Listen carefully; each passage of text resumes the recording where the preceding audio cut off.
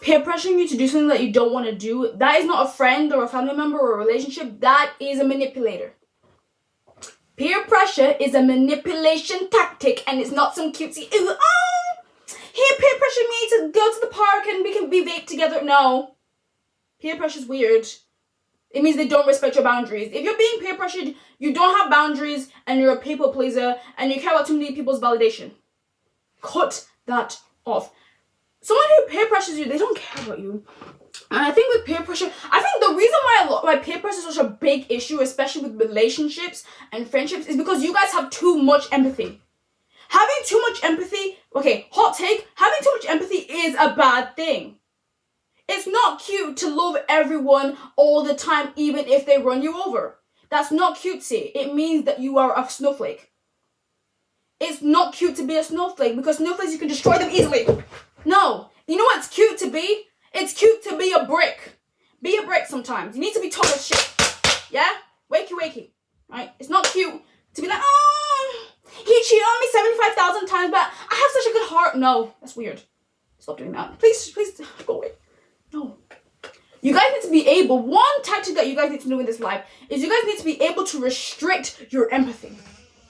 You guys need to be able to become cold. I had to learn the hard way that loving everyone all the time will not save you in the end. There is one person, I guarantee you, who will take advantage of that. They will walk, and you haven't noticed that they're walking all over you. It hurts my heart.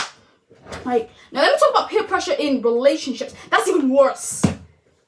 If someone's peer pressuring you, if somebody is peer pressuring you to do something in your relationship, I want you to call 911. That's not cute. That's really dangerous. That's really dangerous. Let's not condition men's behavior as some cutesy will think. It's not. Men are human beings and they have brains and they know what's right and they know what's wrong. Can we stop infantilizing men today? Let's stop doing that. Yes, him being racist is a problem. Him cheating on you is a problem. Yes, break up with him. That's not nice. If someone's, I have seen the worst form of peer pressuring. I've seen peer pressuring. It seems like this. Oh, it's not that deep issue. Like there's bigger problems. No, I've seen people being peer pressured into sending photos of themselves. I've seen people being peer pressured into self-harming. It's not fun. It's not cutesy. It's not cutesy. Struggling to say no to somebody. Before you scream at that person and tell them that they're an evil manipulator, because we could do that all day long, we should also take a look inward on why you struggle to say no in the first place. Have you been told that saying no is dangerous? As you told if you're a woman that being no makes you difficult, unattractive, a coward, a pussy. Any of these things, you definitely need to check within yourself before you go screaming at somebody else, right? One of my reasons why I struggled to say no in the past was purely because I feared being rejected. I hated being rejected a long time ago by friends or family members. I hated the idea of someone pushing me to the side and not caring about me because I didn't care about myself enough, right? When it comes to issues like peer pressuring, and I can't think of any at the top of my head, but just that one specifically, you also have to look inward. Also, even with shitty friends and shitty boyfriends, before you point the finger and point your gun, point like yourself, okay? The reason you're falling for peer pressure is purely because you don't respect yourself enough. That's not nice to hear. Because if you actually respected yourself, you would enforce those boundaries and you'd stand on those boundaries, right? Because you respect yourself and you love yourself more. Let me tell you right now, your validation, your number one validation should be you, right? And everyone else's validation has a limit. It has a cap, right? You do something, you cross a line, that validation's gone, yeah? You wear that outfit, validation's gone. You say that line, the validation's gone. Right? But your validation is limitless. That's why it's more valuable. That's why it's worth more. Because you're the one that's felt everything, been through everything, you've seen everything. You've been there for yourself when nobody else has. And that's why yours should be more important. That's why you should respect yours more. And it's not something easy to unlearn. Obviously, it takes time to unlearn. And I'm giving you grace for that. I'm giving you grace for even watching this video and trying. Okay? But you can't expect validation from anybody else except yourself first, because you will fall down a really, really painful hill of disappointment. People will push you over, right? Let me tell you one thing right now I've learned in this life is that validation from others is meaningless. True story. One time, we had an assembly, and unfortunately this student passed away from a very tragic accident. And during the assembly, right, as we're saying prayers for the guy who's passed away, there were people next to me making fun of his funeral photo. They were making fun of him whilst his funeral was happening. He's dead, right? And they're making fun of him. They're laughing at him. They don't care.